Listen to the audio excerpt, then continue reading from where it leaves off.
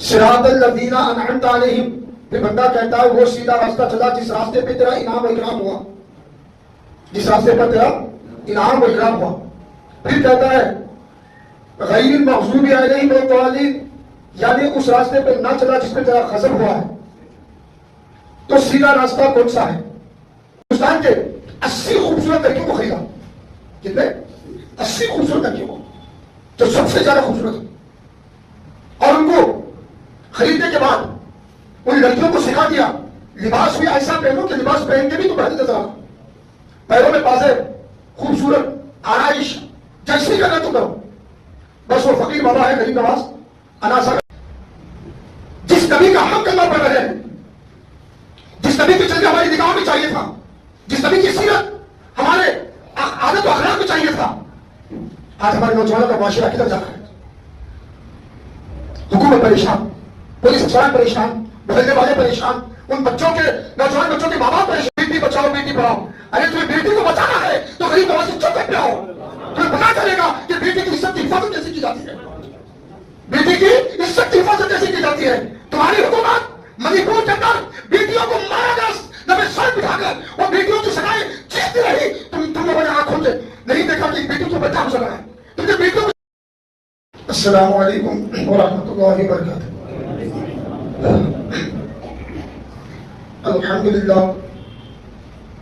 अल्हम्दुलिल्लाह रब्बिल आलमीन वस्सलातु वस्सलामु अला रसूलिही मन कान नबिय्यन व आदमु बैनल माइ वत्तीन। फ़अऊज़ु बिल्लाहि मिनश शैतानिर रजीम। बिस्मिल्लाहिर रहमानिर रहीम। इहदिनस सिरातल मुस्तक़ीम सिरातल लज़ीना अनअमता अलैहिम गैरिल मग़ज़ूबि अलैहिम वलद्दाल्लीन। सदक़ल्लाहुल अलीयुल अज़ीम व सदक़ रसूलुहुन नबियुल मकीनुल अमीन व नहनु अला ज़ालिका लमिनश शाहिदीन वश्शाकिरीन वल्हम्दुलिल्लाहि रब्बिल आलमीन। मुहब्बे वाजिबुल एहतराम, काबिल क़दर मुअज़्ज़िज़ सामईन इकराम, अल्लाह अज़्ज़वजल का बेहद एहसान अज़ीम है कि अल्लाह ताला ने हम तमाम को अपने प्यारे हबीब पाक शहंशाह मदीना मुहम्मद रसूलुल्लाह सल्लल्लाहु अलैहि वसल्लम की उम्मत में पैदा फरमाया। और अभी अभी आप हज़रात कुरान मजीद के सूरह फातिहा की आयतें सुनने का शर्फ हासिल किए। इसका तर्जुमा सुनने से पहले आइए हम तमाम मिलकर हुजूर रहमतुल आलमीन सल्लल्लाहु अलैहि वसल्लम की बारगाह रिसालत इमाम में हाज़िरी दें। हुजूर मदनी तालिदार सरकार अब्दुलक़रार गुंबद खिज़रा में आराम फरमाने वाले हम बेसहारों के सहारे हुजूर तालिदार आरब व अजम फ़ख्र आदमा व बनी आदम पैगम्बर आखिर ज़मा इमामुल अंबिया अहमद मुज्तबा मोहम्मद मुस्तफ़ा सल्लल्लाहु अलैहि वसल्लम की बारगाह रिसालत इमाम में बावाज़ बुलंद दुरूद पाक का नज़ारा पेश कीजिए। अल्लाहुम्मा सल्लि अला सय्यिदिना मौलाना मुहम्मद व अला आलि सय्यिदिना मौलाना मुहम्मद व बारिक वसल्लिम सल्लल्लाहु अलैहि। अस्सलातु वस्सलामु अलैका या रसूलल्लाह सल्लल्लाहु तआला अलैहि वसल्लम। हाज़िर इकराम, अभी आप सूरह फातिहा की दो आयतें सुने जो कि हर नमाज में आप सुनते हैं। इहदिनस सिरातल मुस्तक़ीम, अल्लाह हमको सीधा रास्ता चला। सिरातल लज़ीना अनअमता अलैहिम, फिर बंदा कहता है वो सीधा रास्ता चला जिस रास्ते पे तेरा इनाम और इकराम हुआ, जिस रास्ते पर तेरा इनाम और इकराम हुआ। फिर कहता है गैरिल मग़ज़ूबि अलैहिम वद्दाल्लीन, यानी उस रास्ते पे ना चला जिस पे तेरा गज़ब हुआ है। तो सीधा रास्ता कौन सा है? तो कुरान मजीद कहता है जिस रास्ते पे अल्लाह का इनाम हुआ वो रास्ता सीधा है। तो रास्ता कौन सा जिसपे अल्लाह का इनाम हुआ? कुरान मजीद से पूछते हैं। कलाम पाक में है अनअमल्लाहु अलैहिम, बेशक उस रास्ते पे अल्लाह का इनाम हुआ। अल्लाह वो रास्ता किनका है? अलैहिम मिनन नबिय्यीन व सिद्दीकीन व शुहदा व सालिहीन, नबियों का रास्ता जिस रास्ते पे अल्लाह का इनाम हुआ, सिद्दीकीन का रास्ता, शुहदा का रास्ता, सालिहीन के माने अल्लाह के नेक बंदों का रास्ता। तो आप हज़रात गुज़िश्ता दो जुमा से हिंदल वली अताए रसूल नायब मुस्तफ़ा सैयदना ख्वाजा मोइनुद्दीन हसन चिश्ती अजमेरी रहमतुल्लाह अलैह का जिक्र सुन रहे हैं। तो ख्वाजा गरीब नवाज रहमतुल्लाह अलैह का जिक्र मैंने गुज़िश्ता जुमा यहां तक बताया था कि जादूगरों ने हमले शुरू कर दिए और राजा पृथ्वीराज की हुकूमत में कम अज कम बड़े बड़े जादूगर 1500 थे। कितने? 1500 बड़े बड़े जादूगर थे। और सारे जादूगरों का जो उस्ताद था वो जादूगर अजय पाल, जिसको अजय पाल जोगी भी कहते हैं। तो वो अपने शागिर्दों को हमले के लिए भेजता रहा। कई तरीके से शागिर्दों ने जादुओं के हमले करते रहे ख्वाजा गरीब नवाज रहमतुल्लाह अलैह, लेकिन कोई जादूगर का कोई असर, कोई हमला आप पे कारगर ना हो सका। अल्लाह ताला हर तरह से आपकी हिफाजत करता है। अब आखिर में यह हुआ कि राजा पृथ्वीराज ने अजय पाल को बुलाकर, बड़े जादूगरों के सरदार को बुलाकर उसने मशवरा किया। मशवरा यह किया इन पे जादुओं का असर क्यों हो रहा, क्यों नहीं हो रहा। उसने भी कहा हाँ, मेरे बड़े बड़े शागिर्दों को भेजा, हर तरह से हमने कराया, लेकिन कुछ असर नहीं हुआ। तो राजा ने पूछा असर नहीं होने की वजह क्या है। मैं भी हैरतज़दा हूं, परेशान हूं, देखेंगे, मैं फिर आपको सुनाऊंगा। उसके बाद एक दिन दोनों की पर्सनल मीटिंग हुई, राजा पृथ्वीराज की और जादूगर अजय पाल जोगी की। बोला अब तू है और मैं हूं, अब बता जादू का असर नहीं होने की वजह क्या है। तो उसने कहा बस एक वजह है जिसकी वजह से गरीब नवाज पे जादू का असर नहीं हो रहा। वो क्या है? उसने कहा गरीब नवाज ने अपनी निगाहों की हिफाजत की है। क्या की है? इस वजह से उन पर जादू का असर हो ही नहीं सकता। अगर निगाहों की हिफाजत खत्म हो गई, ऐसा जादुओं का असर होगा, या तो वो खत्म हो जाएंगे या दीवाने हो जाएंगे, वो खत्म हो जाएंगे, मर जाएंगे हमारे जादुओं का असर, या नहीं तो दीवाने पागल हो जाएंगे। लेकिन उन्होंने निगाहों की हिफाजत की, इस वजह से जादुओं का असर नहीं हो रहा है। अब क्या समझे आप निगाहों की हिफाजत में थे। हुजूर आकर जो जहां मोहम्मद रसूलुल्लाह सल्लल्लाहु अलैहि वसल्लम फरमाते हैं, जिना में सबसे पहला जो लफ्ज है अज़्ज़िनाउ ऐनिन नज़र, इंसान का जिना आंखों से शुरू होता है। आंखें नापाक होती है, उसके बाद दिल और ख्यालात सब नापाक होकर उस जिना में चला जाता है। समझ रहे बात? आंखों को पाक रखना ये अल्लाह के बंदों का किरदार और औसाफ है। उसने कहा है कि आंखों की जो हिफाजत है, जो पाकी है, उसको हम तोड़ लेंगे, नापाक हो जाएंगे आंखें, तो जादू का असर चुटकी में हो जाएगा। तो राजा पृथ्वीराज ने कहा यह काम क्यों नहीं करता, मेरी हुकूमत से जितना चाहे पैसा ले जाओ, ऐसे हंसी लड़कियां आना खरीद, उनके सामने ले जाओ, जो काम करना करो, उनकी निगाहों की हिफाजत को खत्म करो। तो उसने अपने खजाने से पैसा लेने का भी ऑर्डर दे दिया। तो उसके बाद जादूगर अजय पाल जोगी ने राजस्थान, यूं समझो हिंदुस्तान के 80 खूबसूरत लड़कियों को खरीदा। कितने? 80 खूबसूरत लड़कियों को, जो सबसे ज्यादा खूबसूरत है। और उनको खरीदने के बाद उन लड़कियों को सिखा दिया लिबास भी ऐसा पहनो कि लिबास पहन के भी तो पहन नजर आना, पैरों में बाज़ेब, खूबसूरत आराइश, जैसी करना तो करो। बस वो फकीर बाबा है गरीब नवाज, अनासागर तालाब के पास बैठे रहते हैं, उनके सामने जाओ, नाच डांस गाना जो करना जैसे करना करो, ताकि वो आंख उठा के तुमको देख सके। और तारीख में ये भी बात आई है कि गरीब नवाज हिंदल वली अताए रसूल हमेशा अपनी आंखें बंद रखते थे, ज्यादा आंख न खोलते थे। और कोई मुरीद खास आ गया, बैठा सामने, निगाह खुली, निगाह उठी, उसमें देखे वो बली बन जाता। समझ रहा बात? हमेशा आंखें बंद रहती थी, अल्लाह के जिक्र में रहते थे। अब वो 80 लड़कियों को लाकर अनासागर के पास गरीब नवाज सरकार जिक्र में बैठे, 80 लड़कियां आ गई, बनाओ श्रृंगार करके, पैरों में बाजे बन के आके नाच डांस गाना शुरू कर दिया। इतनी देर तक कि उनकी कमरें जो है दर्द होने लग गई, लेकिन गरीब नवाज की आंखें बंद है, आंखें खोलते नहीं और देते नहीं। मैं ये कहना चाहता हूं, जिनकी निगाहों में मुस्तफा के जलवे हो, वो दुनिया के हुस्न को नहीं देखता। उनकी निगाहों में तो मालिक के जो जहां मोहम्मद रसूलुल्लाह के जन्नत है। समझ रहे हो बात में? और आपके रहमतुल्लाह के दादा के दादा दादा के दादा दादा के दादा जान मौला अली शेर खुदा है, जिनकी विलादत बासादत 13 रजब को हुई।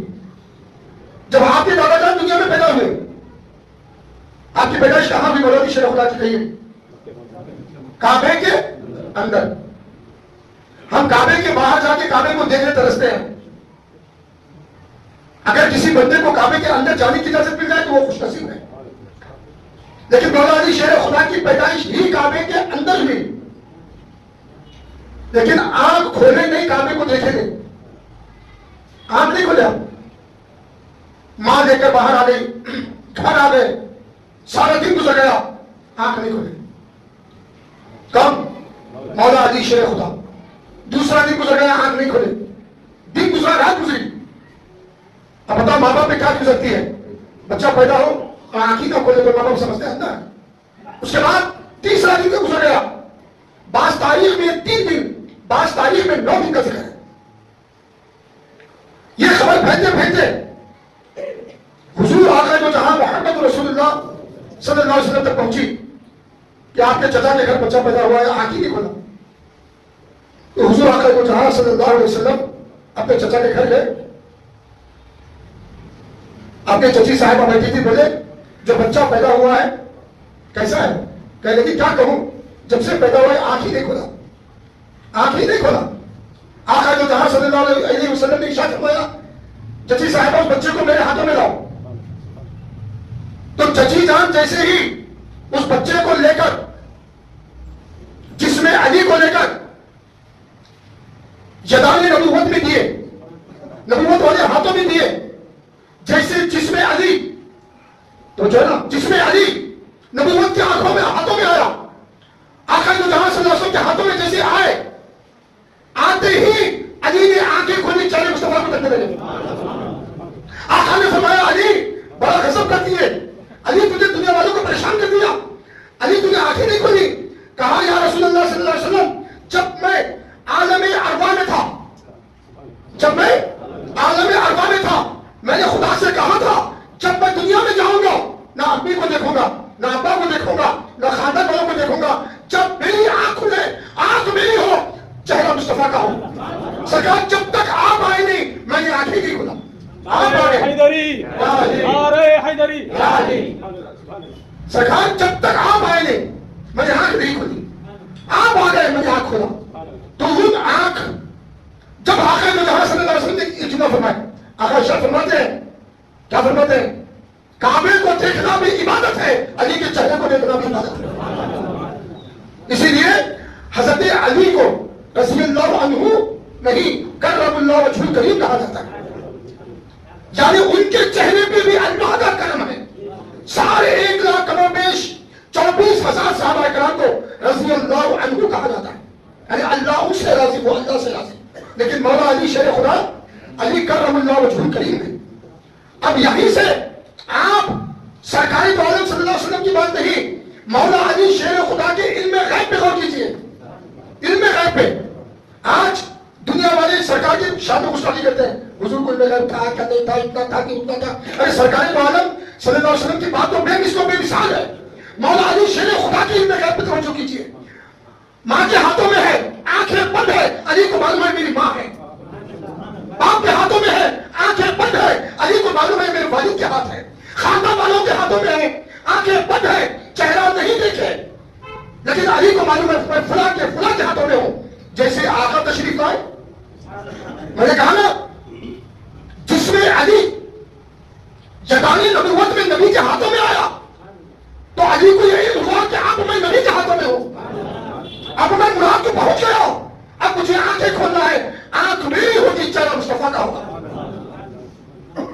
समझ रहे? जब अली के इल्म गैब की ये ताकत है तो आका के इल्म गैब का मौका था। समझ रहे हो बात? तो हाजिर क्या, मौला अली शेर खुदा के घराने का शहजादा है। कौन? ख्वाजा गरीब नवाज हिंदवती अता रसूल, जिनकी निगाहों में मुस्तफा के चले हो, दुनिया के हुस्न को क्या देखेंगे। 80 लड़कियां सुबह से लेकर शाम तक नाचते नाचते कपड़े टूट गए, परेशान हो गए, रात की तारीख का अंधेरा छा गया। अजय पर जो कि आया, पूछा क्या हुआ? बोले क्या हुआ, क्या कहे? क्या कहें, ये तो इंसान नहीं है, ये कोई फरिश्ता है या कोई पत्थर है। आंख उठा के देखता ही नहीं हमारी तरफ। नौजवानों, आज हमारी जिंदगी के हालात पे गौर करो। आज हमारे मोबाइल की स्क्रीन पर हीरोइन के फोटो, समझ बात नहीं। मोबाइल की स्क्रीन खोले तो सीरियल, पिक्चर, औरतें, नाच, डांस, गाना, 24 घंटे हम उसमें मुलविस। आज नौजवानों की जिंदगी किधर जा रही है?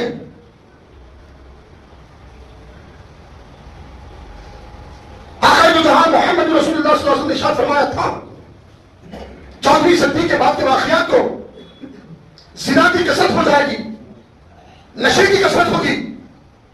आज हमारे नौजवान उसमें मुलविस हैं। आज नशा तो ऐसे आम हो चुका है मुसलमानों में।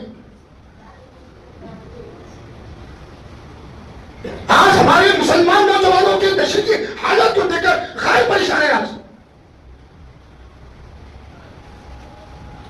गैर मज़ाहिब के लोग उंगली उठा के दिखा रहे हैं, ये देखो मुसलमानों के बच्चे, ये देखो मुसलमानों के बच्चे, ये ड्रग्स लिया है या फिर लिया है, गांजा इस्तेमाल कर रहा है। मुसलमानों के बच्चों के हालात,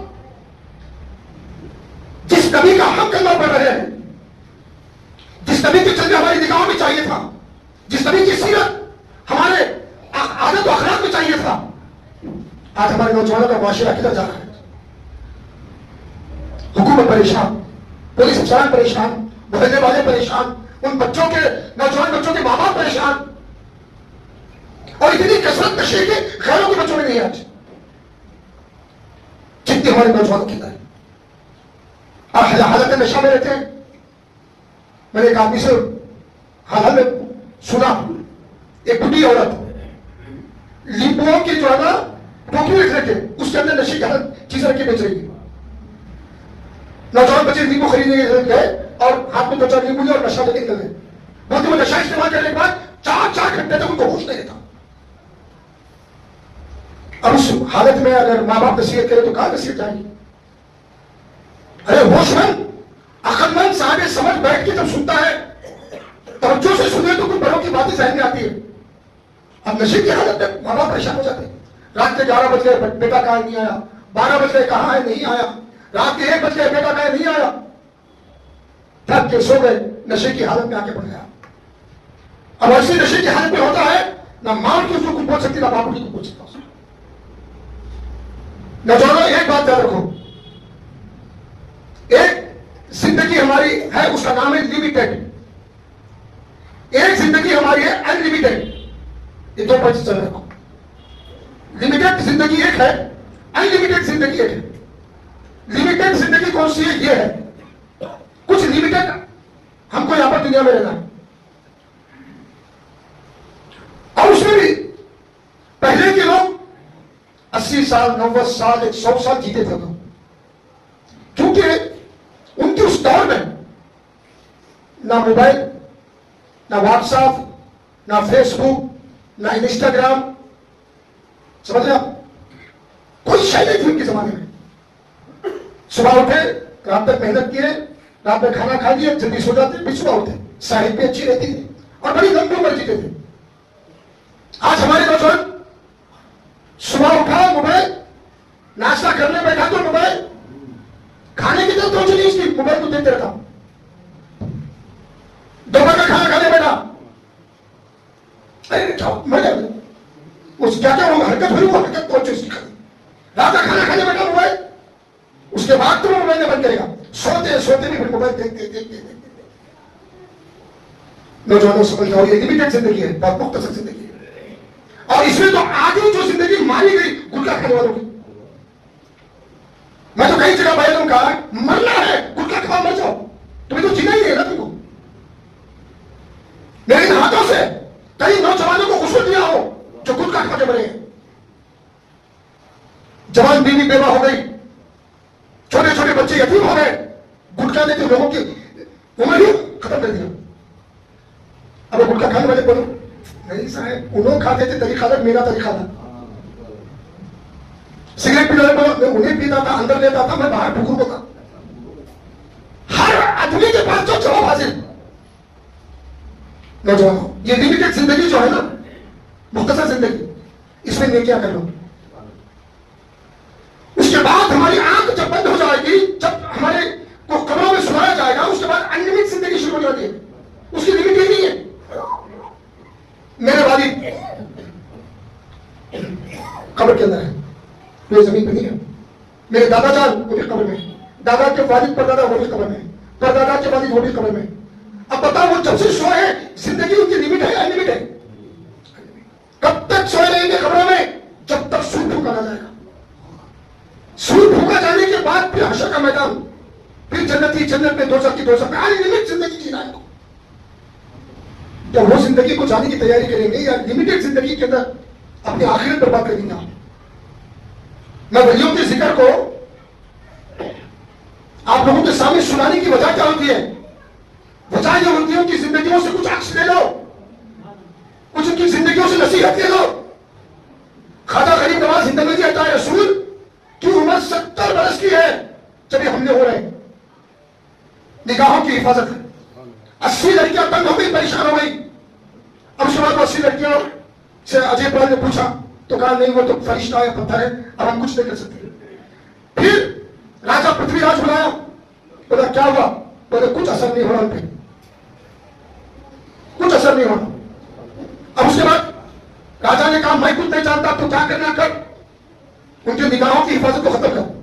तो अजय पाल जोगी जो ने फिर आया, परेशान हुआ, परेशानी के आगे में बैठा रहा। 1 दिन गुजर गए, 2 दिन गुजर गए, 3 दिन गुजर गए। उस जादूगर की बेटी जो है, बाप की बड़ी राजदार थी, बाप को और से दिन और रात देती रही। 3 दिन गुजर गए, मेरे बाप परेशान है। बेटी ने जाके पूछा अब्बाजान क्या बात है? तो जादूगर ने कहा अपनी बेटी से, बेटी मैं बहुत परेशान इसलिए हूं कि दुर्वेश एक फकीर बाबा अला सागर के पास बैठे गरीब नवाज, उनकी निगाहों की हिफाजत को खत्म करना है।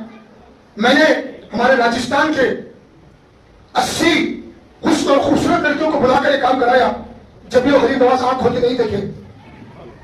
मैं परेशान हूं, लेकिन तारीख में आया है उन 80 लड़कियों से ज्यादा खूबसूरत अजय पाल जोगी जादूगर की बेटी थी। उन 80 लड़कियों से ज्यादा खूबसूरत थी। उस बेटी ने कहा अब्बाजान ये बात को लेकर परेशानी क्या करना है आप बोलिए। बोले कुछ नहीं बेटी, अल्लाह सागर के पास गरीब नवाज बैठे हैं, बस जाके उनके सामने नाच डांस क्या करना कुछ भी करो, बस वो आंख उठा के तुम्हारे हुस्न को देखे, बस दूसरा काम कुछ। बोले अब्बाजान ये तो काम मैं चुटकियों में कर देती हूँ, आप क्यों परेशान हुए? मेरी चुटकियों का काम है, इशारों का काम है, बता दूंगी। फिर तारीख में आया है कि उस जादूगर की बेटी ने बिल्कुल पतले से कपड़े पहन देकर, फिर वो अपने तन को से आराइश से कर पैरों में पासे पहनकर जो कुछ भी उसको बनावट श्रृंगार करना था करके अना सागर के पास गई। और जाने के बाद वो नाच डांस कोई कुछ नहीं की, अना सागर के पानी को लेकर अपने जिस्म पे डाली। हमारी हया जुबान की खैरत के लिए उसके बाद क्या होता है आपको मालूम है? जब पतले कपड़े पहने और पानी डाल दे तो सारा जिस्म बाहर पड़ जाता है। उसके बाद नाच डांस शुरू कर दी। हजारों कोशिश की, गरीब और सरकार की आंख बंद जिक्र में बैठे। जब ये भी सुबह से शाम तक थक गई, क्या हुई? थक गई, परेशान हो गई। परेशान होने के बाद उस लड़की की जुबान से तड़प के अल्फाज निकले। कहा गरीब नवाज आप मेरे हुस्न की लाज रखने के लिए तो आंख खोल के देखिए। क्या कहिए? मेरे हुस्न की लाज रखने के लिए आंख खोल के देखिए। तो जब एक नौजवान लड़की तड़प गई, तड़प कर अपने हुस्न का लाज रखने के लिए गरीब नवाज को पुकारी, तो क्या हुआ? ये अल्फाज एक नौजवान लड़की के तड़प के अल्फाज गरीब नवाज के दिल को लगे। तो गरीब नवाज ख्वाजा मोइनुद्दीन चिश्ती अजमेरी ने क्या किया?